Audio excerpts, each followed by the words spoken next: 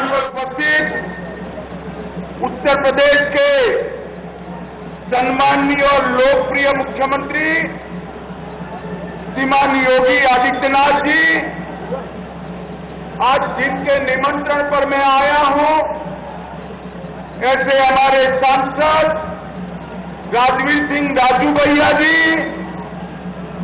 हमारे दोनों उप मुख्यमंत्री श्री केशव प्रसाद मौर्य जी, श्री ब्रिजेश जी, श्री पीयूष गोयल जी, श्रीमती वसुंधरा राजे जी, मंच पर उपस्थित सभी यूपी सरकार और केंद्र सरकार के मंत्रीगण, हमारे प्रदेश अध्यक्ष महोदय भूपेंद्र जी, और आज बाबूजी को श्रद्धांजलि देने के लिए यहां इतनी बड़ी संख्या में आए हुए प्यारे भाइयों बहनों, आप सभी को मेरा नमस्कार।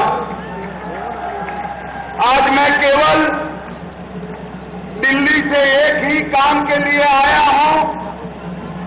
भारतीय जनता पार्टी के वरिष्ठ नेता राम भक्त और पिछड़ों के कल्याण के उत्तर प्रदेश के अंदर शुरुआत करने वाले श्रीमान कल्याण सिंह जी को मैं श्रद्धांजलि देने के लिए आया।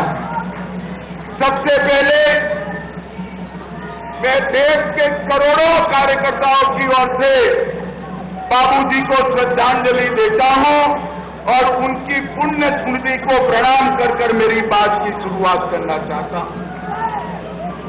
जो लोग बाबूजी को जानते हैं, वैचारिक कर्मठा, प्रशासनिक कुशलता और संगठन की दक्षता और पिछड़ों और गरीब के प्रति असीम संवेदना का प्रतीक बाबूजी कल्याण सिंह थे।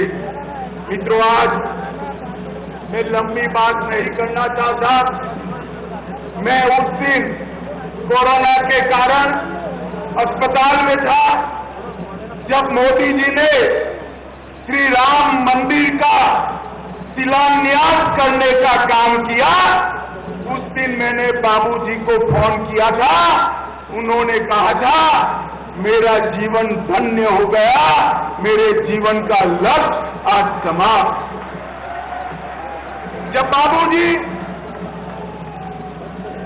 उत्तर प्रदेश के मुख्यमंत्री बने तब इन्होंने 3 चीजों पर लक्ष्य दिया था। सबसे पहला, श्री राम जन्मभूमि आंदोलन को गति देना। दूसरा, गरीब कल्याण के भारतीय जनता पार्टी के विचार को जमीन पर उतारना। और तीसरा, सामाजिक सद्भाव बिगाड़े बगैर, जातिवाद को उकसाए बगैर करोड़ों करोड़ों पिछड़ा समाज के लोगों का कल्याण। आज मुझे बड़ा हर्ष है, ये तीनों कामों को नरेंद्र मोदी जी आगे ले जा रहे हैं। नरेंद्र मोदी जी ने गरीब कल्याण के क्षेत्र में करोड़ों गरीबों के घर में गैस का चूल्हा, बिजली, शौचालय, पीने का पानी, स्वास्थ्य की सुविधाएं, सारे गरीबों को 5 किलो अनाज और ढेर सारी सुविधाएं देकर गरीब कल्याण के लक्ष्य को मोदी जी ने पूरा करने का काम किया है। और दूसरा, बाबूजी ने कभी जातिवाद की बात नहीं की, परंतु हमेशा पिछड़ी समाज की जातियों को संबल देने का काम करा, उनका एम्पावरमेंट करने का काम करा। और मोदी जी ने भी ये सारी सुविधाएं पिछड़ी जाति को सबसे ज्यादा से ज्यादा मिली। उसके अलावे राष्ट्रीय पिछड़ा जाति आयोग, उसको संवैधानिक दर्जा दिया। नीट की परीक्षा में ओबीसी को रिजर्वेशन देने की बात करी। गरीबों को भी रिजर्वेशन दिया, नवोदय विद्यालय और सैनिक स्कूलों में पिछड़ा समाज को 27% आरक्षण दिया, ओबीसी पिछड़ा समाज के उद्योगपतियों के लिए कैपिटल वेंचर फंड की स्थापना की, संविधान संशोधन कर ओबीसी को, बैकवर्ड क्लास पिछड़ा समाज को संवैधानिक मान्यता देने का काम हमारे नेता नरेंद्र मोदी जी ने किया। और मित्रों, ये जो शुरुआत बाबूजी कर गए थे, मोदी जी ने आज समग्र पिछड़ा समाज के उत्थान के लिए ये 9 साल के अंदर ढेर सारे काम किए। एक और गरीब कल्याण का यज्ञ चलाया, दूसरी ओर पिछड़ा समाज को आगे बढ़ाने का काम किया, और तीसरा लक्ष्य था, तीसरा अधूरा काम था राम जन्मभूमि का मंदिर। पिछले कांग्रेस पार्टी आजादी के बाद से राम जन्मभूमि के मसले को अटका रही थी, भटका रही थी, लटका रही थी। मोदी जी ने राम जन्मभूमि के मसले को कोर्ट का जजमेंट लाकर, कोर्ट का जजमेंट आते ही एक दिन बड़े सवेरे खून का कतरा बहाए बगैर प्रभु श्री राम के मंदिर का भूमि पूजन करने का काम कर दिया। मित्रों, आज मैं समग्र उत्तर प्रदेश के सभी लोगों को कहना चाहता हूं, हर व्यक्ति के जीवन में कुछ पल आते हैं जो व्यक्ति का परिचय करा देते हैं।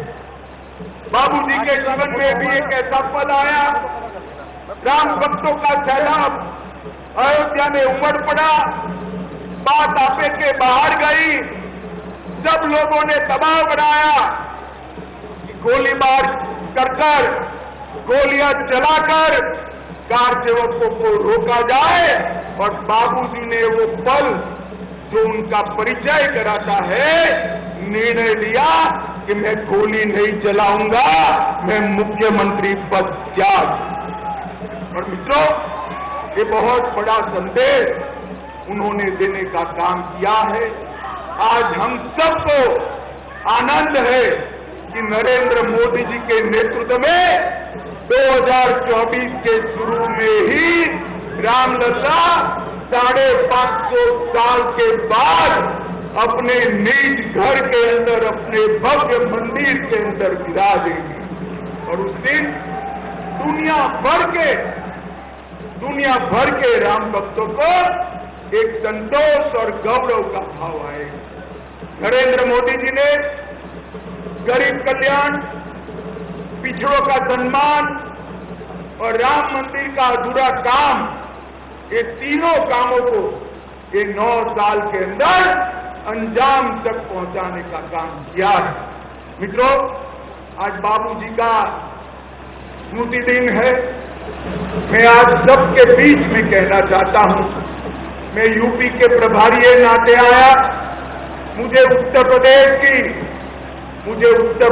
की जरा भी इंफॉर्मेशन नहीं थी, जरा भी जानकारी नहीं।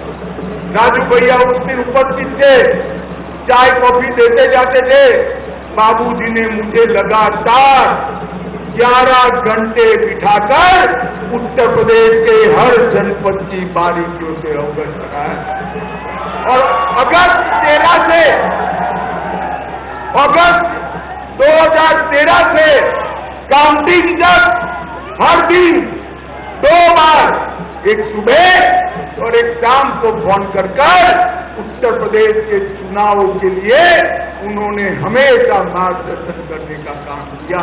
और इसका परिणाम यह आया था कि मोदी जी के नेतृत्व में उत्तर प्रदेश में सारे रिकॉर्ड तोड़ गए थे, और 73 सीटों पर भारतीय जनता पार्टी का विजय हुआ।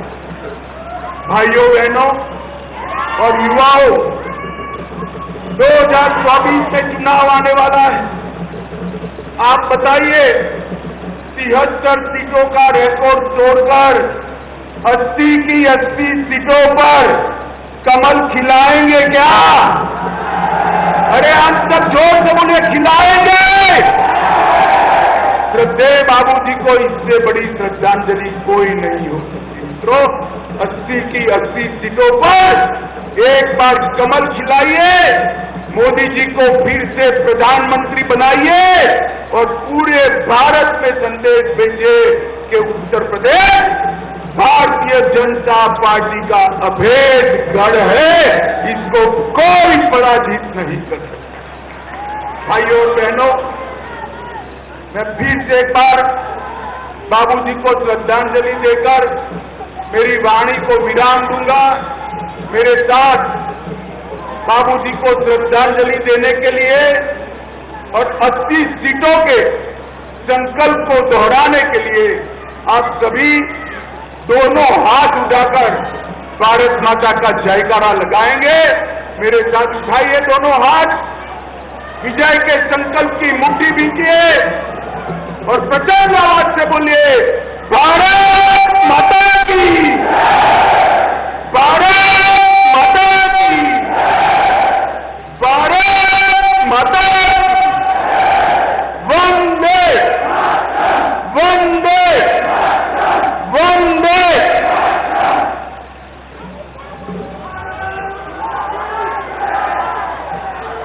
तो सीधी तस्वीरें इस वक्त हम आपको दिखा रहे हैं उत्तर प्रदेश के अलीगढ़ में। केंद्रीय गृह मंत्री अमित शाह यहां पर मौजूद थे। संबोधित इस वक्त वो कर रहे थे।